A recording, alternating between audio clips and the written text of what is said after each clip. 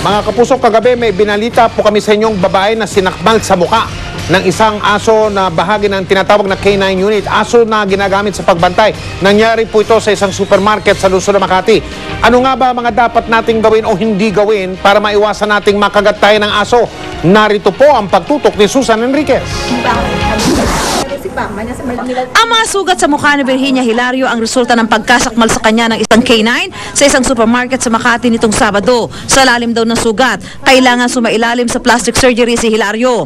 Hindi naman siya nangagat. Sabi, hindi, mabait yan. Ginanong-ganon niya. Sabi ko, sinubok ko muna dahan-dahan ginanon ko. Sabi niya, mabait yan. Dog lover si Hilario. Katunayan, siyam ang alaga niyang aso. Ganyan ako, sabi ko, puntingan to. Pag gano'n, kasi nandito yung tenga eh. Ayun, gano'n siya.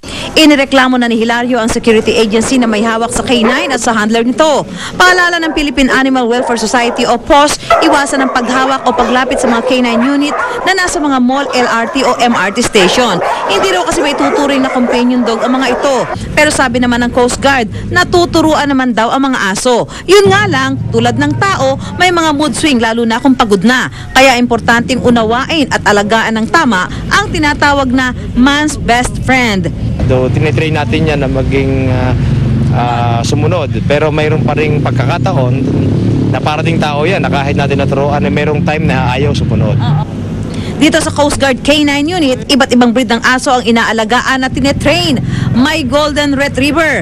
Itong aso na to, napaka mabait, malambing at saka mainin. Black Labrador. Pag nakakita ng kapwa niyang aso, matapang masyado siya. Yellow Labrador. Ito, mabait, malambing, saka marot. German Shepherd. Siya po ay isang narcotic dogs and siya po siya masabi kong masipag na aso. At Belgian Malinois. Matalino, madaling turuan, pero defensive. Sabi ng Coast Guard, sadyang nakakatuwang makakita ng mga asong katulong ng tao sa mga gawain. Sila ang tinatawag na working dogs, pero payo na rin ng Coast Guard. Alamin kung anong klase ng aso yung hindi dapat basta-basta lalapitan. Si Petty Officer 3rd Class Florentino Del Rosario, 6 na taon ng trainer ng mga working dog, pero pati siya ay hindi nakaligtas sa pagsakmal ng alaga at tinuturo ang aso. Kaya ang paalala niya, Pinaka-safe na yun, ma'am. Huwag na lang hawakan. Pwedeng tingnan na lang nila. Susan Enriquez, nakatutok, 24 oras. Nanatiling katuwang ng GMA Network ang kumpanyang Procter & Gamble sa mga proyektong nagsusulong sa edukasyon ng mahihirap na bata. Sa isang pagtitipon, ipinahatid ng ilan sa mga batang natulungan ang taus-puso nilang pasasalamat. Nakatutok si Cara David. Joining hands, improving lives. Dalawang higante sa larangan ng negosyo, ang GMA na leader sa industriya ng telebisyon at Procter & Gamble na kilala sa consumer products, ang muling nagkapit-bisig para sa iisang misyon. Ang handugan ng mga kapuspalad na bata ng regalo ng edukasyon. Simula pa 2008, magpartner na ang GMA Kapuso Foundation at PNG. 74,000 na estudyante ang nakatanggap ng school supplies dahil sa partnership na ito.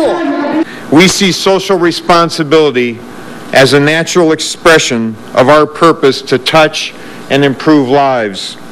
We see it as an investment in the future. Talagang ina-appreciate natin yung sincere desire ng mga multinational to help our countrymen. And the best way to help is to help the children.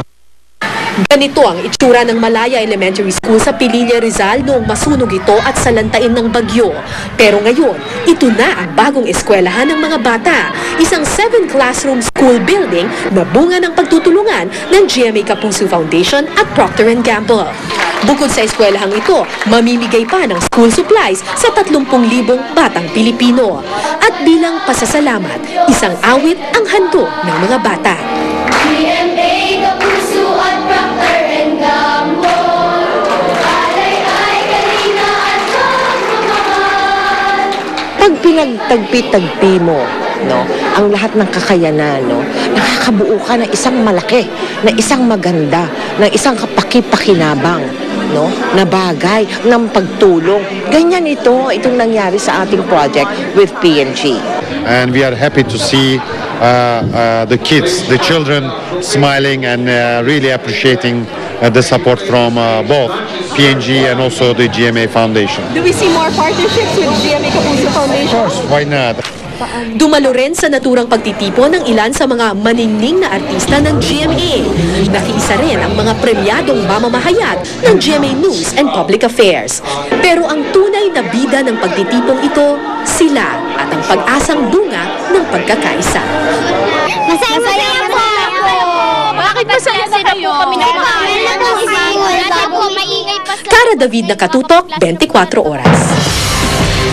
Abangan!